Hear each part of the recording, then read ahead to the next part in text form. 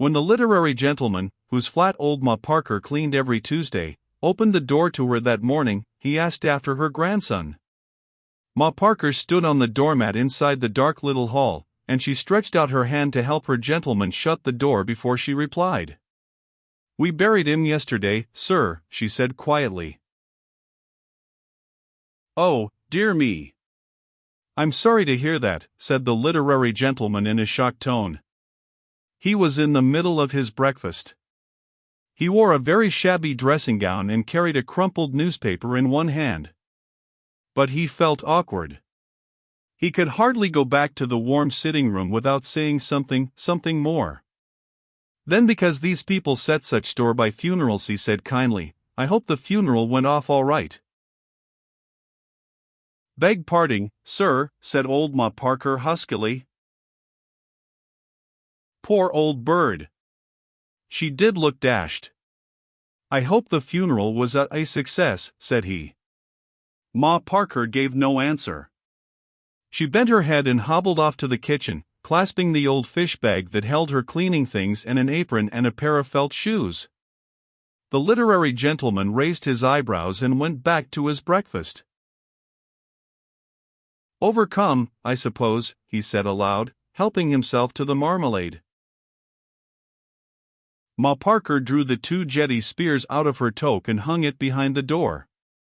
She unhooked her worn jacket and hung that up too. Then she tied her apron and sat down to take off her boots. To take off her boots or to put them on was an agony to her, but it had been an agony for years. In fact, she was so accustomed to the pain that her face was drawn and screwed up ready for the twinge before she'd so much as untied the laces. That over, she sat back with a sigh and softly rubbed her knees. Gran! Gran! Her little grandson stood on her lap in his button boots. He'd just come in from playing in the street. "Look what a state you've made your grand skirt into, you wicked boy." But he put his arms round her neck and rubbed his cheek against hers. "Gran, gis a penny," he coaxed. "Be off with you, Gran ain't got no pennies." "Yes, you ave." "No, I ain't." "Yes, you ave gis one." Already she was feeling for the old, squashed, black leather purse. "Well, what'll you give your gran?" He gave a shy little laugh and pressed closer. She felt his eyelid quivering against her cheek. "I ain't got nothing," he murmured. The old woman sprang up, seized the iron kettle off the gas stove and took it over to the sink. The noise of the water drumming in the kettle deadened her pain, it seemed.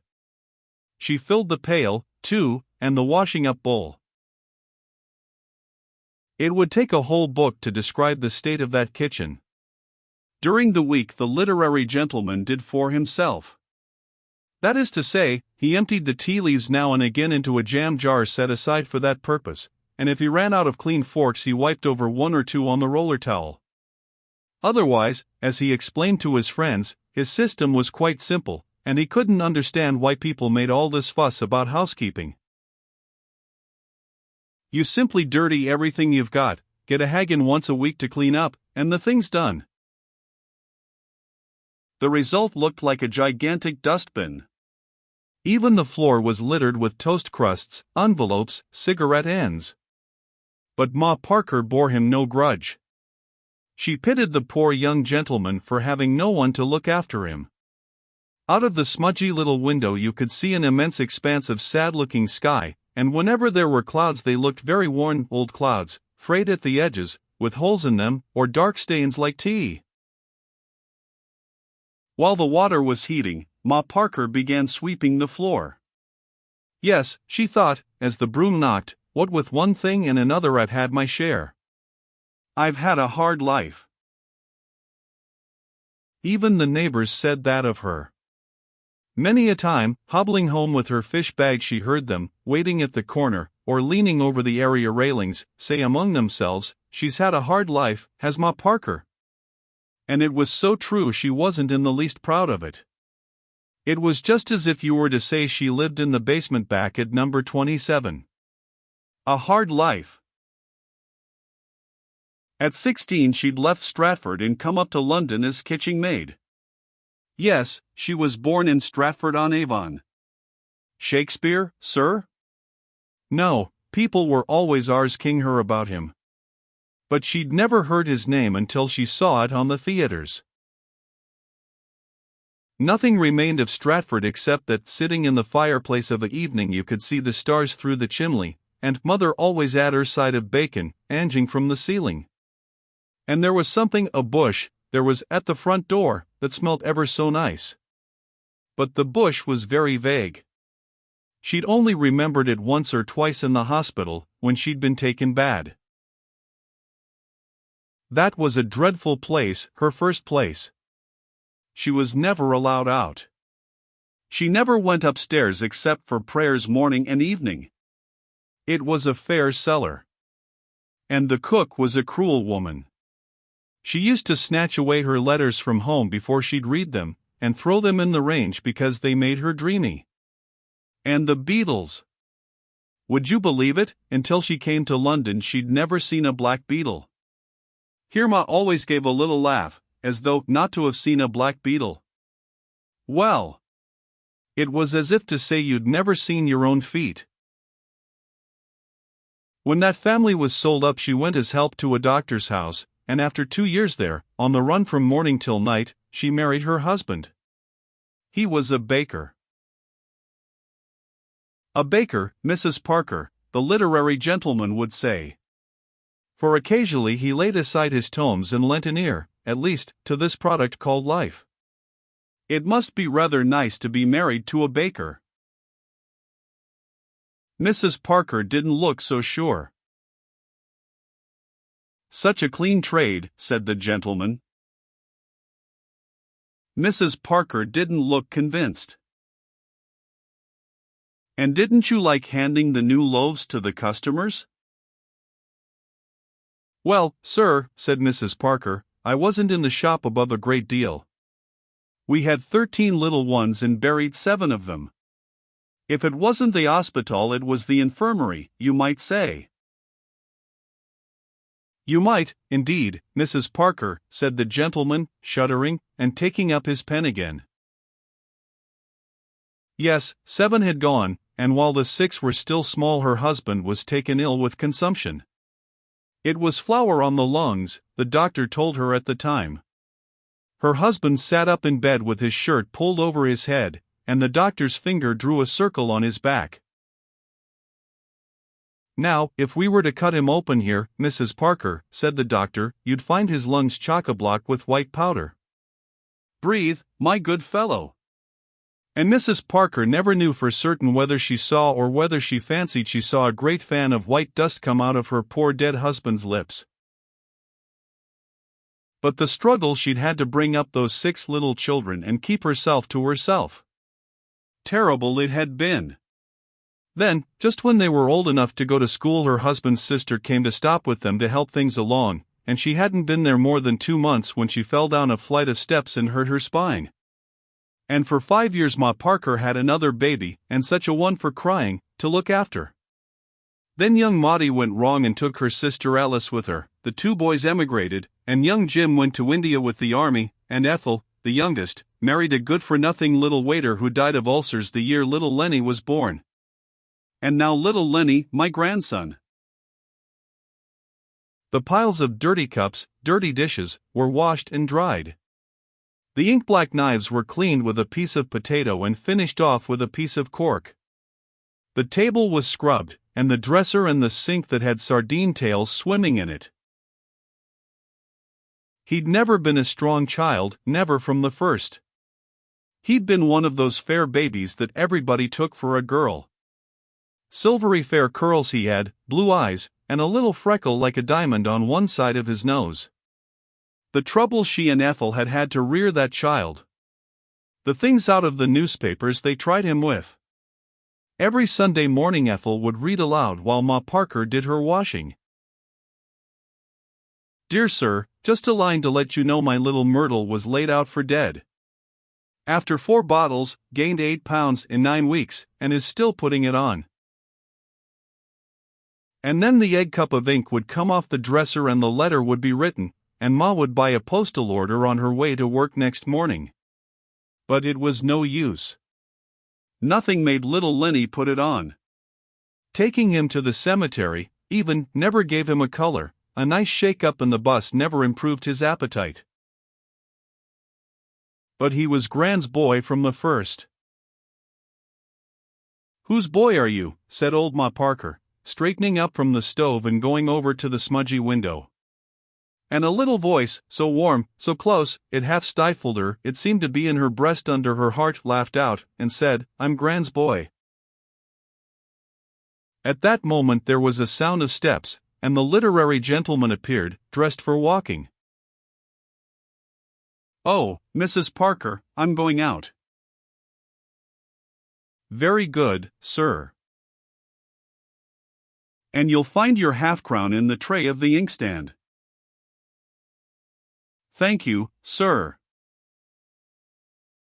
"Oh, by the way, Mrs. Parker," said the literary gentleman quickly, "you didn't throw away any cocoa last time you were here, did you?"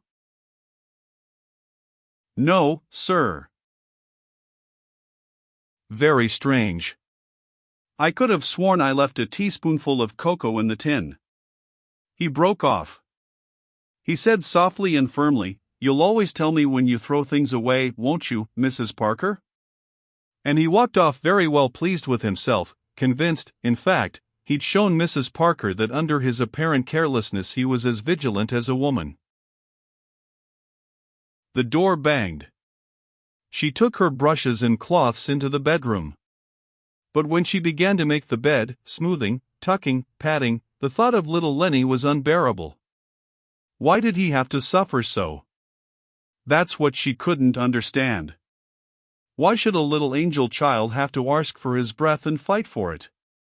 There was no sense in making a child suffer like that. From Lenny's little box of a chest there came a sound as though something was boiling. There was a great lump of something bubbling in his chest that he couldn't get rid of.